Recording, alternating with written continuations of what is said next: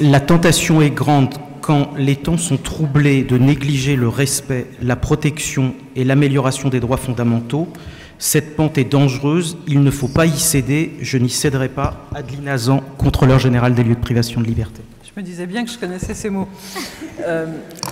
Merci, bonjour à toutes et à tous. Un point, je voudrais faire peut-être le lien avec l'intervention précédente, un point pour une réflexion plutôt pour dire que je suis un petit peu étonnée sur le temps qui a été pris sur ce débat, guérilla ou pas guérilla, guerrier ou pas guerrier. Pour moi, il y a vraiment, chacun doit être à sa place. C'est-à-dire que les avocats sont là pour défendre, les syndicats sont là pour se battre, l'administration pénitentiaire est là pour faire, après on dit bien ou pas bien, mais son job, et les instances de contrôle, et ça va me permettre de faire le lien, sont là pour contrôler justement si les droits fondamentaux des personnes détenues sont respectés. Alors je pense qu'ici tout le monde connaît au moins de nom le contrôle général des lieux de privation de liberté, donc je ne vais pas vous faire, surtout qu'on a peu de temps, l'historique de ce qu'est cette institution. En deux mots simplement, elle existe donc depuis 2008, elle a été la conséquence justement d'un certain nombre de demandes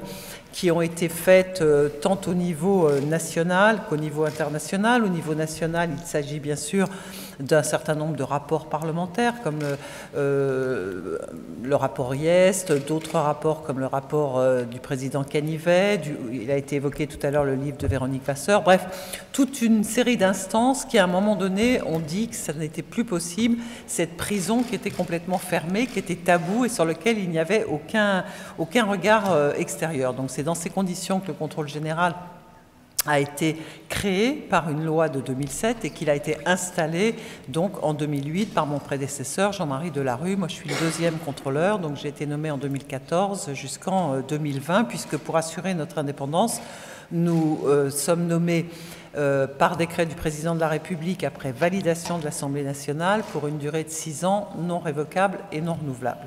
Notre mission, c'est de vérifier justement que les droits fondamentaux des personnes privées de liberté sont respectés. Les personnes privées de liberté, ce n'est pas seulement les détenus, ce sont les malades qui sont hospitalisés sous contrainte, les personnes gardées en garde à vue, les mineurs qui sont placés en centre éducatif fermé, bref, toutes les personnes qui, à un moment donné, par une décision de l'autorité judiciaire, sont privées de liberté. Alors, en ce qui concerne les détenus, je vais peut-être faire un certain nombre de redites avec ce qui a été dit ce matin, vous m'en excuserez. Moi, je veux simplement vous faire part de ma position. Je pense qu'en ce qui concerne les droits des détenus, il y a évidemment des améliorations à faire, mais que déjà, si les droits fondamentaux qui sont maintenant reconnus par la loi, et notamment la loi pénitentiaire de novembre 2009, étaient appliquées, la prison ferait un grand pas sur le respect des libertés. Parce qu'en fait, cette loi est assez fondamentale et elle a reconnu vraiment un certain nombre de droits extrêmement importants aux détenus. Le problème, c'est que, et ça fait aussi lien avec ce qui a été dit précédemment, c'est que ces droits ne sont pas effectifs. Et nous, justement, au contrôle général des lieux de privation de liberté, nous sommes là d'abord pour vérifier d'une part que les droits reconnus par la loi sont effectifs, ça c'est la première chose, mais deuxièmement aussi, on peut tout à fait considérer que l'application, la réalité est conforme à la loi, mais que ça nous paraît à nous non conforme à des droits fondamentaux qui devraient exister. Donc en gros, on a deux sortes de missions, vérifier que les droits attribués par la loi sont reconnus, mais aussi vérifier que la condition de détention est conforme aux droits fondamentaux en général. Alors, un mot pour rappeler que l'article 1 de la loi du 24 novembre 2009, justement, indique, et ça c'est très important, que les peines privatives de liberté doivent concilier la protection de la société, la sanction du condamné et les intérêts de la victime avec la nécessité de préparer l'insertion ou la réinsertion de la personne détenue afin de lui permettre de mener une vie responsable et de prévenir la commission de nouvelles infractions. C'est important parce que c'est la première fois que dans une loi était indiqué le fait que la prison n'avait pas comme seule vocation de garder, d'enfermer, mais qu'elle avait une vocation tout aussi importante, puisqu'elles sont mises sur le même niveau, qui était justement de préparer la réinsertion des détenus. Donc on pourrait dire presque que tout est dit dans cet article, mais malheureusement, c'est de la théorie, parce que dans la pratique, force est de constater que la réalité, malheureusement, elle est tout à fait autre. J'ai vu que ce matin, il avait été parlé des droits de maintien des liens familiaux, d'un certain nombre de droits fondamentaux. Précisément dans les visites que nous faisons tout compris, tout établissement compris, nous faisons 150 visites d'établissements par an. Et ce que nous constatons, c'est que précisément ces droits ne sont pas respectés. Pourquoi? Parce que l'impératif de sécurité, malgré cet article 1 de la loi de 2009, l'impératif de sécurité est largement prédominant par rapport à cet impératif de réinsertion. Ça, c'est une évidence. Et que visite après visite, nous constatons que cet impératif est primordial et que du coup, les droits ne sont pas respectés. Alors, Monsieur Morel-Darleux disait il n'y a pas que la surpopulation qui est attentatoire aux droits fondamentaux, c'est vrai, mais moi ce que je veux dire, parce que nous le constatons de mois en mois, c'est que du fait de la surpopulation, et évidemment essentiellement en maison d'arrêt, on le sait, l'ensemble des droits fondamentaux ne sont plus respectés. Et que du coup, je dirais même que la prison ne peut plus, du fait de la surpopulation, exercer cette mission que lui confie l'article 1 de la loi de 2009, qui est de réinsérer les détenus. Vous le savez, à Nanterre, pour ceux qui sont de Nanterre, 200% d'occupation, ou 190%, enfin on a fait un contrôle il y a quelques mois.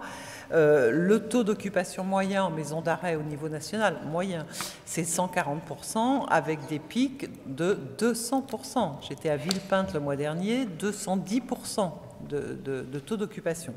À partir de là, aucun droit ne peut plus être exercé. Et ce que vous indiquez sur la question des promenades, c'est bien une conséquence de la surpopulation qui aboutit à ce qu'un droit fondamental d'avoir 2 heures de promenade par jour ne peut plus être respecté. Alors, quels sont les droits qui sont le moins respectés? C'est l'ensemble, malheureusement, des droits fondamentaux. C'est d'abord le droit à la dignité. Parce que quand des détenus se retrouvent, et c'est le cas malheureusement très fréquent, à 4 ou 5 dans une cellule de 9 mètres carrés, qui a 1 ou 2 matelas par terre et que ceux qui sont couchés en haut ne peuvent pas se lever tant que ceux qui sont sur les matelas n'ont pas roulé leur matelas par terre, on est vraiment là dans le sens d'une atteinte à la dignité au sens de l'article 3 de la Convention européenne des droits de l'homme. Donc là, c'est vraiment un traitement inhumain et dégradant au sens de l'article 3. Le droit à la santé, je crois qu'il en a été parlé ce matin également. On peut dire que sur l'organisation de la santé en milieu pénitentiaire, là aussi, il y a eu des avancées par rapport à ce qui existait, et notamment depuis que la santé est de la compétence du ministère de la Santé et plus de l'administration pénitentiaire, des choses ont changé. Mais de fait, et essentiellement du fait de la surpopulation, du fait du manque d'effectifs, eh bien, on voit régulièrement, et vous le voyez aussi bien que moi sûrement, des détenus qui attendent 6 mois pour avoir un rendez-vous avec un cardiologue, 1 an pour avoir un rendez-vous avec un ophtalmo ou avec un dentiste, et là, on est clairement dans une atteinte au droit à la santé. En ce qui concerne le maintien des liens familiaux, vous en avez parlé également, il devrait y avoir des unités de vie familiale dans tous les établissements. Je crois que M. Morel-Darleux a dit une quarantaine d'établissements. Par rapport aux 192 établissements existants, c'est quand même pas grand-chose. L'expression collective qui, dans les textes, existe depuis 2009, n'existe nulle part. On demande parfois aux détenus ce qu'ils veulent manger, et s'ils trouvent que la nourriture, ça va, c'est à peu près tout. On leur demande absolument rien. Il n'y a pas de groupe, justement, où les détenus peuvent exprimer leurs besoins et leurs envies. Le droit de communiquer avec l'extérieur, c'est la même chose, c'est-à-dire aussi bien au terme des parloirs familiaux, qui peuvent évidemment pas se dérouler dans de bonnes conditions, avec une occupation de 200%, que des droits à communiquer avec la famille, avec d'éventuels entrepreneurs, enfin d'éventuelles personnes qui pourraient les aider au moins dans une formation professionnelle ou dans un travail. Et tous ces droits-là ne sont absolument pas respectés. Un droit qui l'est encore moins peut-être, c'est le droit au travail.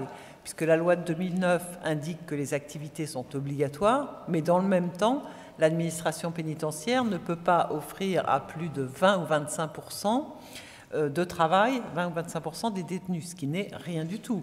Résultat, on voit en maison d'arrêt des détenus qui finalement ne sortent pas de leur cellule plus de 2 heures par jour, c'est-à-dire sont confinés dans leur cellule 22 heures sur 24. Alors, nous répétons d'année en année depuis 2008 que d'abord que l'incarcération doit être le dernier recours, comme l'indique la loi de 2009, elle l'indique, et que de fait, on n'en est absolument pas là.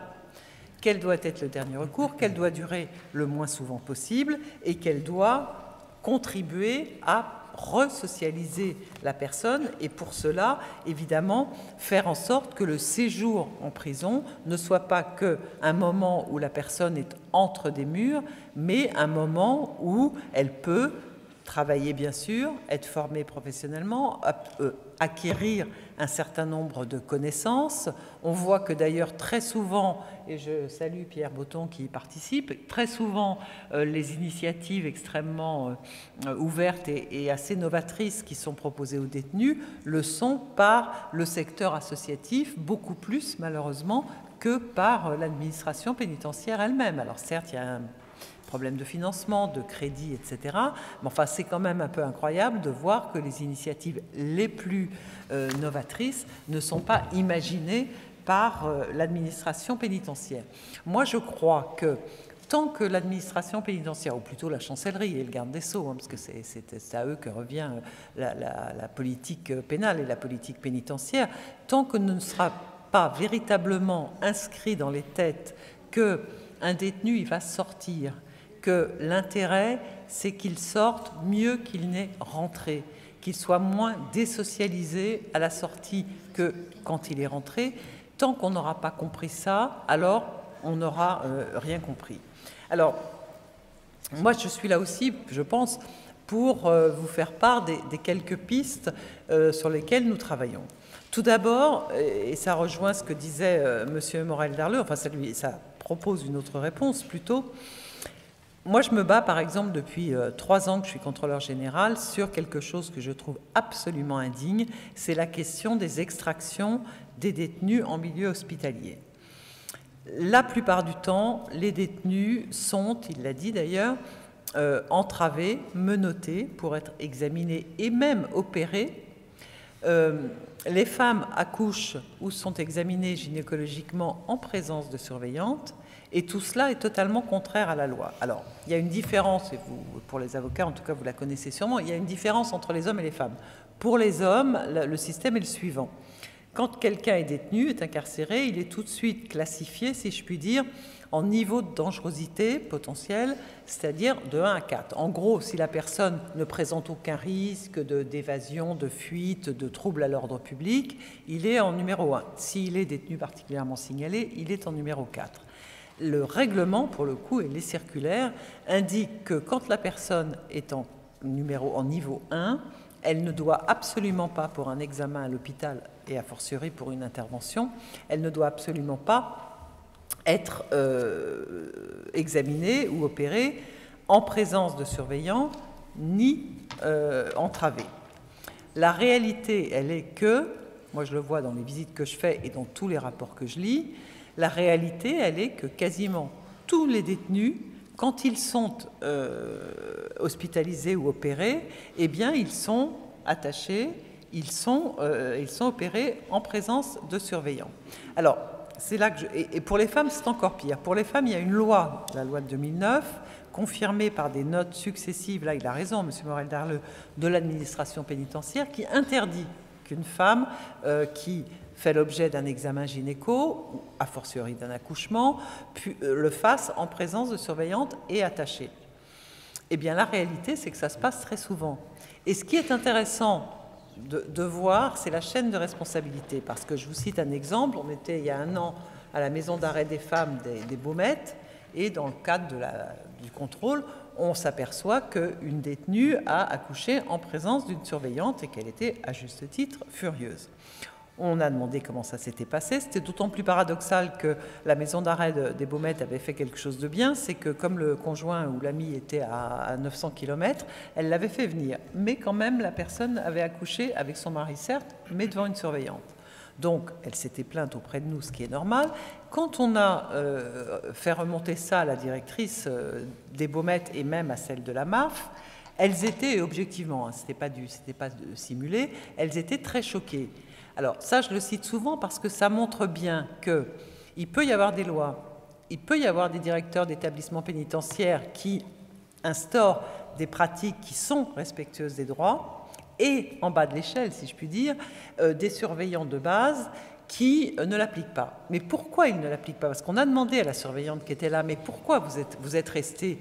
Elle nous a dit parce que dans la chambre de l'hôpital, il n'y avait pas de barreau. Et je lui ai dit, mais vous êtes sûr qu'une femme qui vient d'accoucher, elle va couper le cordon, sauter, laisser son bébé? Ça n'est jamais... Oui, mais on ne sait jamais. Et elle me dit, on ne sait jamais. Et si ça arrive, c'est moi qui serai responsable.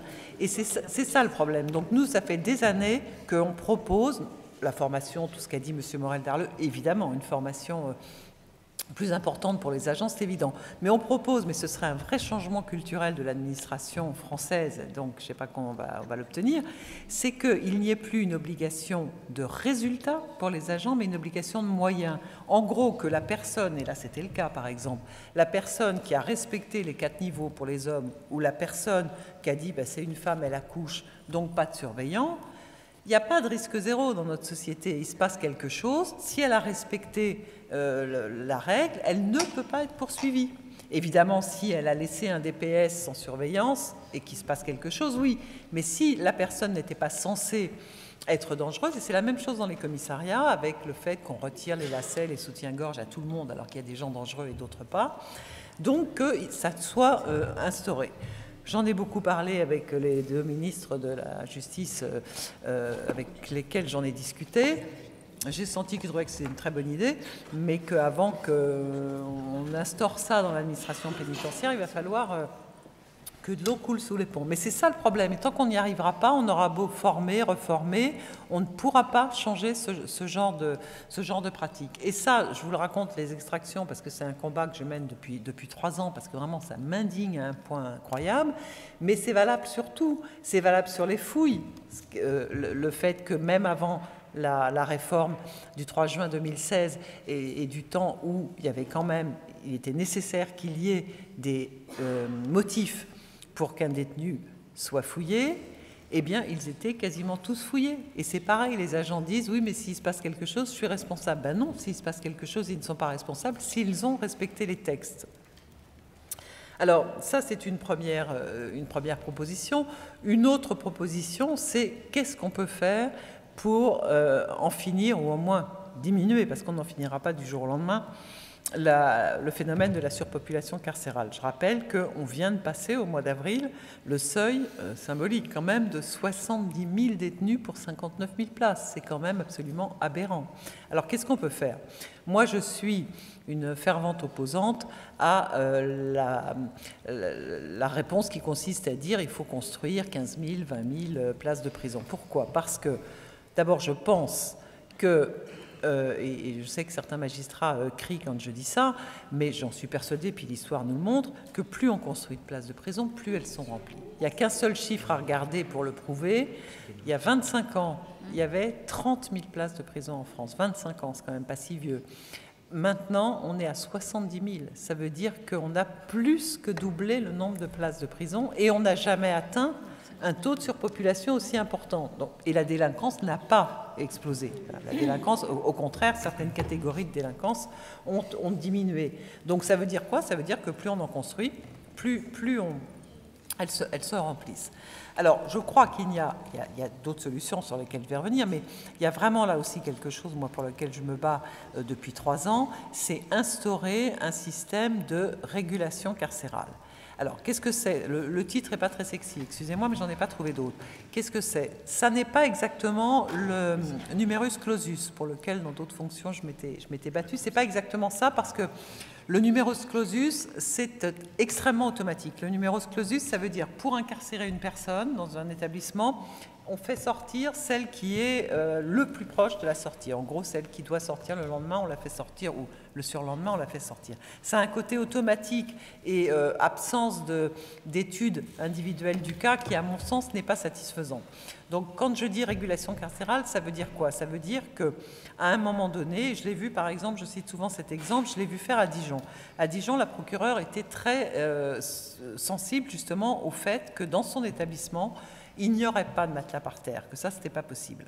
Donc, dès lors qu'il y avait un détenu qui devait être sur un matelas parce qu'il n'y avait vraiment plus aucune place, eh bien, elle disait, ça, c'est pas possible. En gros, alerte rouge, on réunit tout le monde, le directeur de la prison, les juges d'instruction, les juges d'application des peines, les substituts, et on dit, bah, écoutez, on étudie, en gros, la situation de tous les détenus qui sont, je sais pas, à 1 mois, 2 mois de la sortie initiale prévue, et on choisit celui qui est le plus à même de sortir, sans risque évidemment pour lui et sans risque pour la société. Et ça marchait, simplement ça prend du temps, ça demande une étude assez fine de tous les cas, et c'est ça, moi, que je demande à ce que ce soit inscrit dans la loi, parce que d'abord, il y a peu de magistrats qui le font, que ça tient à des personnes, ce qui n'est pas normal. Par exemple, à Dijon, je sais que cette procureure a été nommée ailleurs, je ne sais pas ce que ce système va devenir. Donc il faudrait absolument que ce système soit obligatoire. Quand j'en parle aux gardes des Sceaux successifs, on trouve que c'est une bonne idée, mais que c'est peut-être mieux de le faire sans le dire. Ben non, justement non. Alors pourquoi ce serait mieux de le faire sans le dire? Parce que, évidemment, l'opinion publique, si on annonce ça, elle va hurler, évidemment. Mais là aussi, je pense qu'il faut qu'il y ait une véritable politique pénale et pénitentiaire, surtout différente, et que pour ça, il faut avoir du courage. Tant qu'on aura des décideurs qui n'auront pas le courage de froisser l'opinion publique, qui est de plus en plus demandeuse du fait du contexte que nous vivons malheureusement depuis 2 ans, de plus en plus demanderesse plutôt de sécurité, tant qu'on n'aura pas le courage de la froisser, de faire de la pédagogie, d'expliquer, eh bien, à ce moment-là, on continuera, ça me paraît une évidence. Autre solution, c'est vraiment, et ça personne ne l'a véritablement fait, s'interroger sur qu'est-ce que c'est le sens des très courtes peines. Qu'est-ce que ça veut dire d'incarcérer quelqu'un pour 1 mois, 2 mois, 3 mois? Moi, je vois que les prisons en sont pleines. À Nanterre, il y a 6 mois, il y avait à peu près 30% de têtes, 30% de détenus qui étaient là pour moins de 6 mois. En moins de 6 mois, on n'a pas le temps de faire de l'aménagement de peine, on n'a pas le temps de faire un projet de réinsertion, et par contre, on a le temps de désinsérer la personne, de lui faire perdre son loyer, de lui faire vivre une rupture familiale et conjugale, bref, qu'elle sorte au bout de 4 ou 5 mois, encore dans un état de désinsertion encore pire que celui dans lequel elle est rentrée. Alors, moi, quand j'en parle là aussi aux autorités, et puis même aux responsables de juridiction, on m'explique que s'il y a une personne qui est là pour 3 ou 4 mois, c'est qu'en général, elle a été condamnée X fois et que la peine n'a pas été exécutée et qu'à un moment donné, il faut, pour employer des termes techniques, mais que vous devez connaître pour un certain nombre d'entre vous, purger le casier. Bon. Je ne suis pas sûre qu'il n'y ait que cela, parce que j'en vois quand même souvent qui sont là pour une première peine, 2, 3 mois ou 4 mois. Et là, ça n'a mais vraiment aucun sens. Et là aussi, je pense qu'il faut avoir le courage, là c'est une politique pénale, donc là ça revient au garde des Sceaux, de dire que en deçà de tel ou tel quantum, c'est pas moi qui suis garde des Sceaux, eh bien les peines ne seront pas exécutées. Alors après, ça peut avoir un effet pervers, c'est pour ça qu'il faut travailler finement, c'est que les magistrats mettent, si c'est 3 mois, mettent automatiquement plus de 3 mois. Ça peut, voilà, clairement, ça peut arriver. Donc, je crois qu'il faut, mais il faut en tout cas le tenter et faire en sorte que on en finisse avec ce phénomène. J'ai entendu un candidat qui est devenu maintenant président de la République, je ne sais pas s'il va maintenir ça, qui avait dans ses promesses électorales le fait de dire il faut que tous les aménagements de peine, enfin, qu'on supprime le fait que jusqu'à 2 ans, les peines soient aménageables ab initio, il faut que les personnes soient incarcérées et qu'on aménage leur peine après. J'espère que cette décision ne va pas être appliquée, parce que alors là, on double la surpopulation carcérale tout de suite, et surtout, ça n'a absolument aucun sens. Et ce qui est pervers dans cette histoire d'aménagement de peine jusqu'à 2 ans, c'est que beaucoup, dans l'opinion publique, comme parfois ça se dit, les gens croient que quand on a une peine de moins de 2 ans, on ne va jamais en prison. alors que c'est évidemment le contraire qui s'explique, qui se réalise. Autre piste, et puis je vais m'arrêter pour qu'on puisse en débattre ou globalement après, autre piste, c'est développer les alternatives à l'incarcération. Je sais que c'est un peu éculé, on le dit, on le redit, mais on ne le fait pas. Actuellement, les magistrats ne considèrent pas qu'en priorité, il faut faire des alternatives à l'incarcération. Alors, c'est vrai que moi, je pense qu'on a le dispositif législatif maintenant. C'est plus la peine d'aller inventer d'autres dispositifs entre les travaux d'intérêt généraux, le sursis mis à l'épreuve, les nouvelles dispositions de la loi de Taubira du 15 août 2014, la contrainte pénale, la libération sous contrainte, plus la libération conditionnelle. On a franchement de quoi trouver des alternatives à l'incarcération. Le problème, c'est que les magistrats, en tout cas pour ce qui concerne les dispositions de la loi Taubira, ne les appliquent pas. Alors pourquoi ne les appliquent-ils pas? Pendant un temps, pendant 2 ans, il y avait une raison, c'était le manque d'effectifs. Maintenant, quand même, les créations de postes, aussi bien en termes de magistrats qu'en termes d'éducateurs de SPIP, ils ont été créés. Mais je crois que là aussi, ça n'est pas rentré dans la culture des magistrats qui, grosso modo, moi en tout cas c'est ce qu'ils me disent quand je les interroge, qu'on ne voit pas bien la différence entre une contrainte pénale et un sursis mis à l'épreuve, alors qu'il y a une vraie différence au niveau du travail qui sera fait avec la personne, mais comme ils ne voient pas vraiment la différence, ils continuent à proposer à décider des sursis mis à l'épreuve. Voilà donc quelques pistes, j'espère que je n'ai pas trop dépassé mon temps de parole, quelques pistes de réflexion.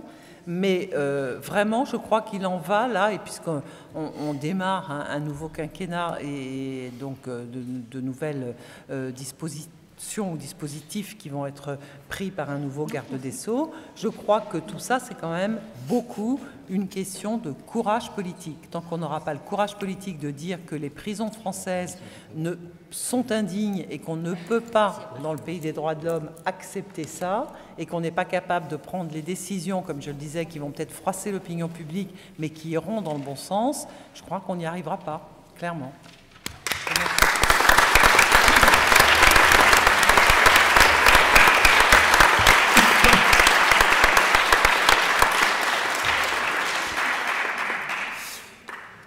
Merci beaucoup. Et pour assurer la transition et aussi balayer devant notre porte, c'est vrai que les magistrats prononcent très peu de contraintes pénales.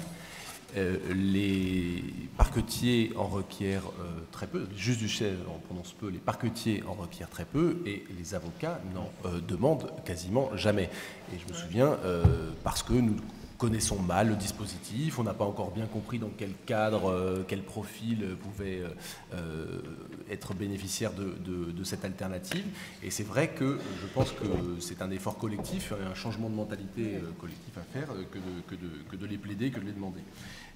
Autre réflexion sur l'insertion pour faire le parallèle, mais c'est vrai que cette question du taux de récidive sur les peines de prison ferme à 61%, alors on est sur des chiffres du ministère de la Justice qui datent un tout petit peu, mais je suis certain qu'on va peut-être avoir des précisions un peu plus fines et un peu plus récentes. 34% pour le travail d'intérêt général et 32% pour le SME, et une démonstration mathématique qui fait que la prison ferme, en tout cas, n'est pas un succès en termes de lutte contre la récidive. Alors, il y aura toujours des gens pour dire oui, mais c'est parce que ce n'est pas les mêmes profils. Donc forcément, quand on est en prison, c'est qu'on est déjà plus enclin à la récidive.